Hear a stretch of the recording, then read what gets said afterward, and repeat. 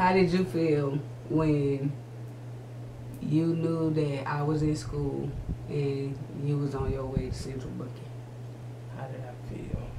I was very hurt because I know that I was letting my child down, and I didn't know what was going to become of her while I was gone. You know, it was just her and I because her dad wasn't there or whatever. But so that was my main concern. I told my neighbor, get my car, take her home, find my daughter, and let her know where I'm going, for her to try to get in contact with somebody so that they could take care of her while I was gone.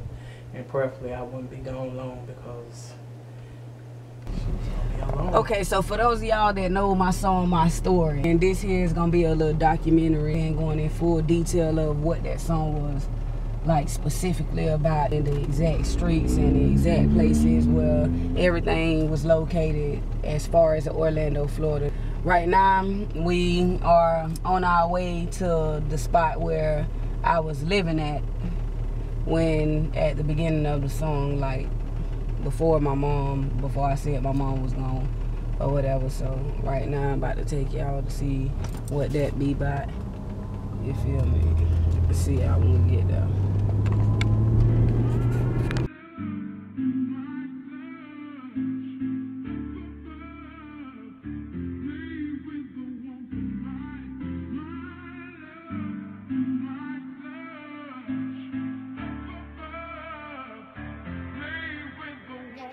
I got a story to tell, and can't nobody tell it like me. Many nights on the block with work, no heat. Little thug, posted up all night, no sleep. All I wanted was love and a little scraps to eat.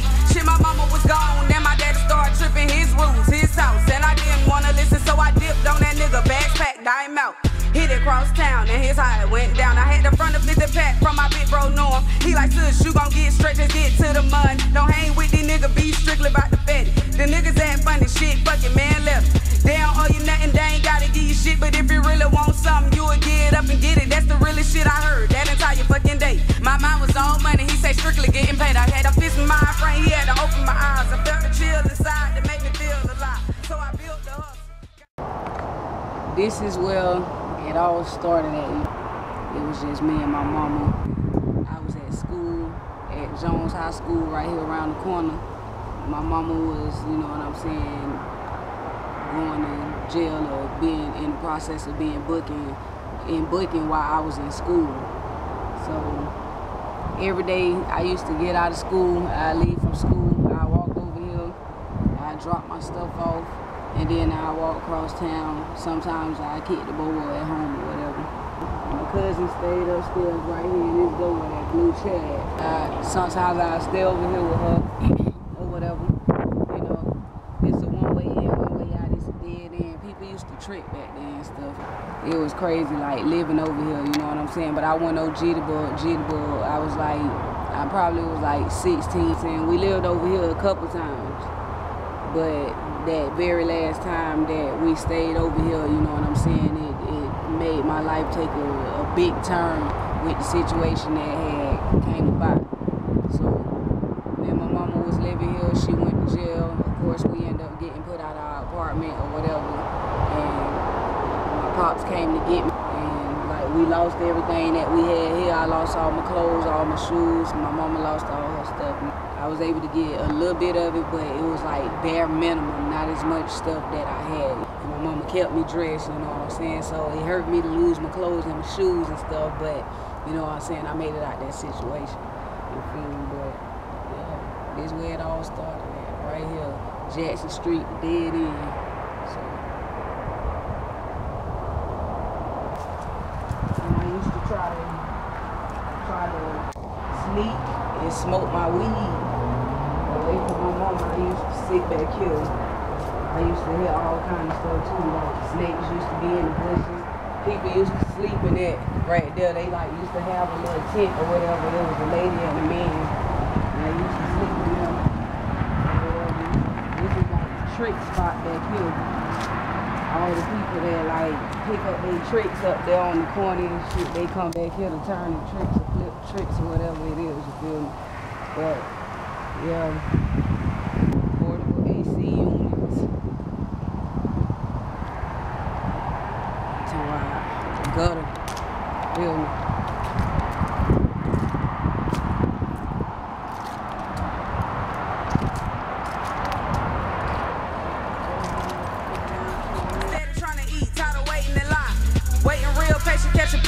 slipping. Finally got a heater, so I know I'ma get him. If a nigga buck jack, I used to always hit him. Right across the face with the motherfucking pistol. I had a hard time, boy, quite a few times. Tried to rob an OG and I ended up getting robbed. I had to charge it to the gang cause I ain't know what I was doing. I was head first though, about that money, getting to it. All the while, on my soul screaming with hunger. I used to pray every day that God would send me my mama. The more the days went by and the more it got longer, I realized I survived and I was still getting strong. I had a couple nights I end up crying, getting fed up cause I got tired of trying. Rest in peace, bruh Cook. I know you smiling, one love, big bruh. Moment of silence. If I shed a tear, he be like, not out here. Let these niggas see you crying, they gon' try you for real. You got a pistol on your hip, better man up, G, to get your ass out the streets if you just can't deal. In all honesty, man, I had no choice. Had to get it how I could, or be down by force. Learn independence by 3 dope boys. Clientele Cook and that motherfucking Norman. They told me some shit I never forget. Nothing but knowledge that them niggas be spit. It was give it up and get it, I ain't have shit to give. So I sat to stand life and started chasing me a meal. Chasing that check, then I finally got a room. Then I heard that my mama should be coming home soon. Lord knows I was ready cause I missed up fate. And I made sure I prayed for her every single day. I know the favor was returned, that she prayed for me. Not only did she pray, but she changed for me. When my mama came home, life changed for me. Took a trip out to Texas with some family. Made front page of the paper, got kicked out of the state.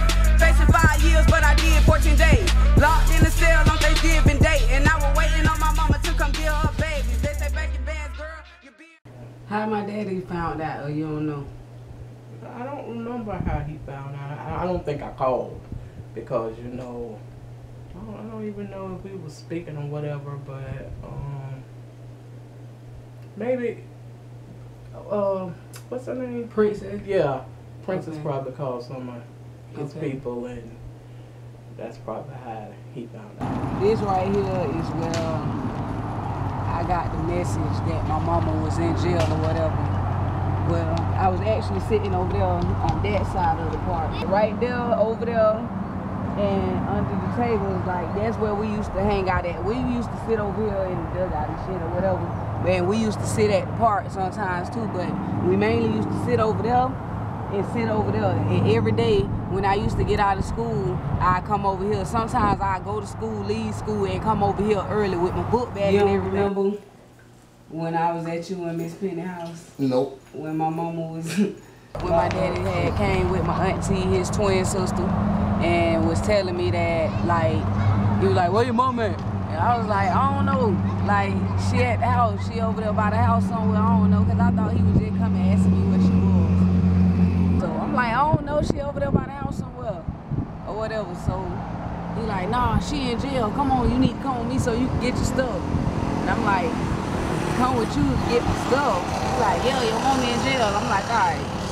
So I left with him or whatever to go get my stuff. Bring back to my memory, then I might. When my daddy came or whatever, I had went with him, and he took me back over there on Jackson Street. I got some of my clothes, but not everything. I grabbed what was my favorites or whatever, so, I mean, I eventually ended up back over here. Like, when I was over here, like, it was, like, real crazy for me, because I used to be doing, like, all type of stuff that I ain't had no business doing. My mama used to, like, she did not want me over here. She used to hate when I came over here. Like, but this where my people was, you feel me? This is where I felt love at, so this is where I came to. Like, and I used to didn't even rep Crosstown till my big brother Norman, he was like, you from Crosstown now? And all that other stuff, so I was like, man, it is what it is. Then all the niggas started snaking me up and shit, so I was like, all right, I guess so, or whatever. But yeah, I spent most of my high school days, like, right here in this area, spending most of my time at this park. Lit. I'm talking about, we used to be going to that bed every day. I'm talking about, I know they used to make big money off us. Like, I know it used to be like 15, 16 of us, like, at the store one time. Some people used to sack their ass, some people used to buy their shit. It's just whatever your struggle was at the time. I learned a little bit of nothing over here, but that little bit of nothing turned into a whole lot of something. They used to be out here fighting their dogs and all that. I I skipped school to come out here to watch the older niggas fight their dogs. Stupid shit. But yeah, this area was the area I was talking about. Like, and I was sitting right there in this spot right here. Right here. Like this. Looking this way, looking that way, talking, and it was a whole bunch of people out here. People was hanging up there. People was sitting over there. People was on bikes, riding around, doing the little thing, whatever, little puppies and shit, running around. And out there where my mama didn't want me at. You know what I'm saying? Then, next thing you know, all I heard in the background behind me was, "Sure." And look, here's my daddy standing right here. When you and Auntie DC, y'all had came over there to the Jackson Center to get me. I had went to school that day. When I got out of school, I went to the Jackson Center. I see my auntie red car stop right here in the middle of the road, right there by Big B's with the baseball field, the little center. Okay. And I was right there at the park, and y'all had came. I think I remember. Somebody just didn't care. And this street used to be busy too. She just stopped right here, and my dad outside the car walking up to the sidewalk. You know where your mom at? Yeah, I kind of like remember that. Like, you know what I'm saying? So I'm like, no, I don't know where she at. Like I say, I told him I think she at the house or something. So I come out and I come around the gate or whatever, and I stop right here. He like, yeah, your mama in jail or whatever. So as he telling me that, he like, get in the car, so I get in the car. Then we shoot up the street, make this right, because that's the one way right there. Made that right, and they turned around and we went back to where we just came from on Jackson. You wanted me to contact somebody? No. I told the upstairs neighbor. To contact somebody? No, to find you, to let you know where I was going, and for you to try to get in contact with somebody so you would have somewhere to stay and something to eat, you know, for somebody to take care of you, because I wasn't going to be there. So, and I'm sorry. It's okay. On this side right here with Prince. You know what I'm saying? Like, dirty as fuck. Nowhere to go. Trying to figure out what the hell I'm finna do when it's time for me to lay my head and get fed. And figuring out what my next move gonna be. Then this park right here. I slept at this park a whole bunch of times, plenty nights. I'm gonna show y'all why I chose this park to sleep at. For one, it was convenient because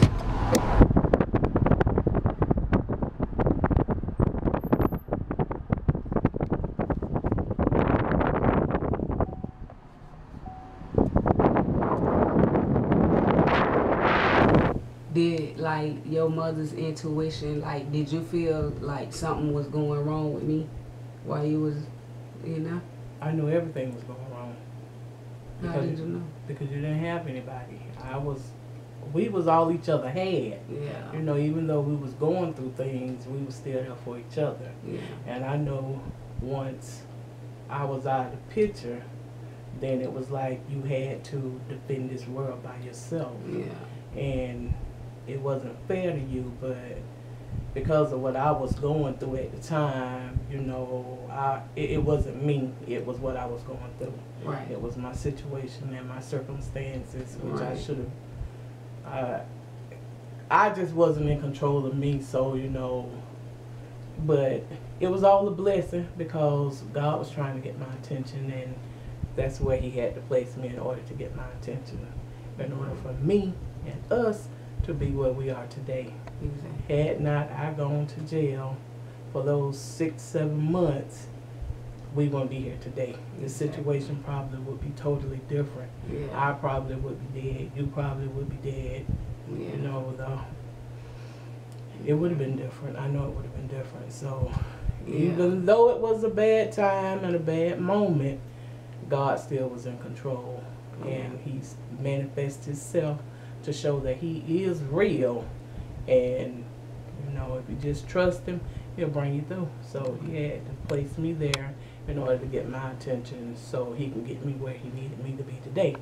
And which I feel as though I wasn't a good mother then, but I'm a better mother now. Yeah, you are. That's what's up. Proud of you. Yeah, I appreciate you. Yeah, I love you. I love you. This part right here, like, I literally slept at this park many of nights by my lonesome. It used to be a blue thing up here. The blue thing used to cover this whole thing. I chose this part because I knew if it rained or anything like that, I had something up in my head. I used to sleep right here on this little thing. And I slept right here because I could see through that. I could see through there. I could see through there. And I could see, like, all around. And then on top of that, there was extra shelter for me.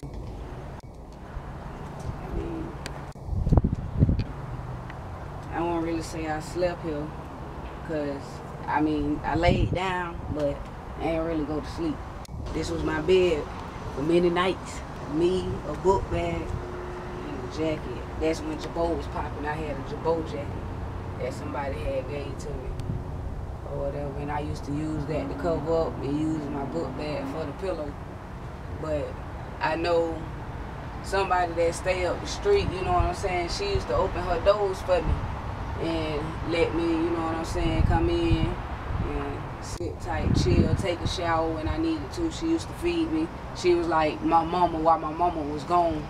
You know what I'm saying? And I appreciate her for that. After I left from you and Miss Penny house, you ain't know where I was, you ain't know what was going on with me. Like, how did you feel? I don't know. You know? Cause I really like, don't when remember. all that was going on with me sleeping out here, I was lost and confused. Like, cause like I ain't really had nobody. All I had was like myself and my big brothers and stuff. But I was mainly out here by myself. And but at the same time, going through the situation of me being out here made me appreciate the stuff that I got now. You know what I'm saying? I went from sleeping at a park to sleeping in a king size bed. You feel me? So like stuff like that, this type of stuff like helped me. Like mentally, it messed me up mentally, but it also helped me mentally. It don't look like what I've been through, you feel me? So,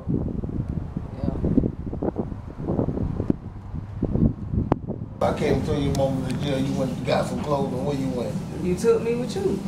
You switched my school. I was there with you for probably maybe like a month. And then I left. And I spent the rest of the time. Where CJ was? Locked up. Yeah. Yeah. Yeah, me and my mama. Alright, so yeah, man.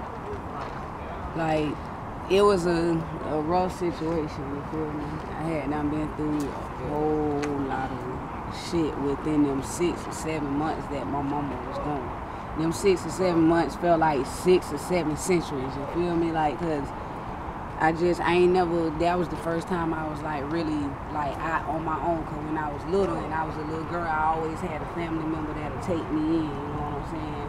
And be like, well, I'll look after her until mama or her daddy get it together or whatever, you know what I'm saying? So at that point in time, you know what I'm saying, I ain't really had nobody. So I was just out here by myself, so I had to get it by any means necessary. You feel me? So I did what I had to do until my mama came home. For the most part, I took care of myself, and when I couldn't take care of myself, shit, the streets took care of me, you feel me? And by saying the streets took care of me, I don't mean in no good way. I mean, like, I had some fucked up days, some fucked up nights, like days where I went without eating, days where I went without bathing. Bad situation we was in. Yeah.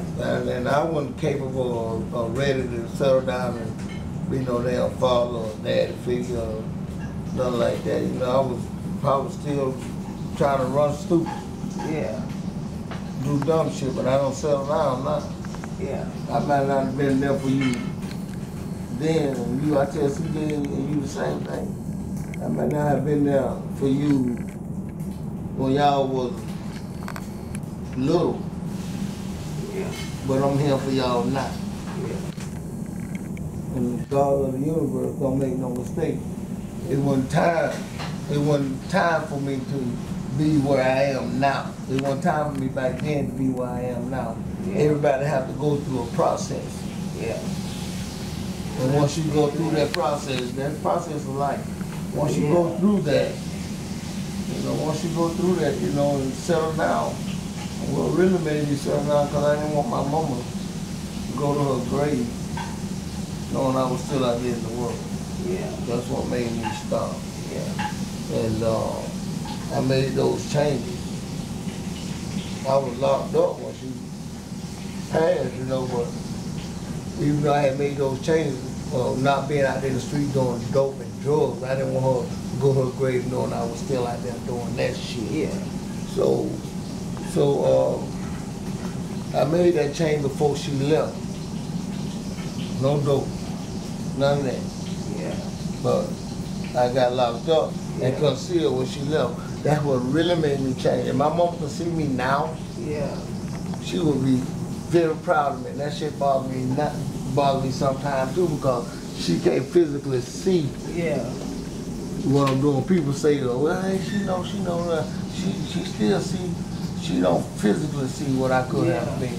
And I couldn't have been like what I am now without, like I said earlier, the God of the universe always put you in situations and let you go through some type of supplication to where you have to learn about the facts of life. Just like you got your shit on changes.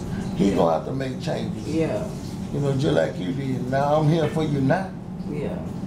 And I appreciate you. I'm proud of you. All You're right. doing good. Damn right, I'm gonna keep doing. Like I said, that bothers me because my mama ain't here to see. I might go right now. I'm back up in that yard.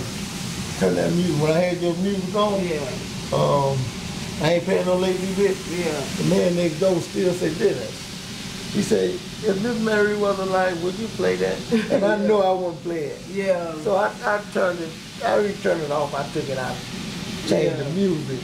He said, cause when you come over, you always old school, and I know Dennis, but I don't know you listen to that kind of stuff. So I took it out and shit, you know, but if my mama was here, and I go over there with that music on, she can tell me turn it down, but I'm gonna turn it back up. She never fuck with her boy. She left me alone.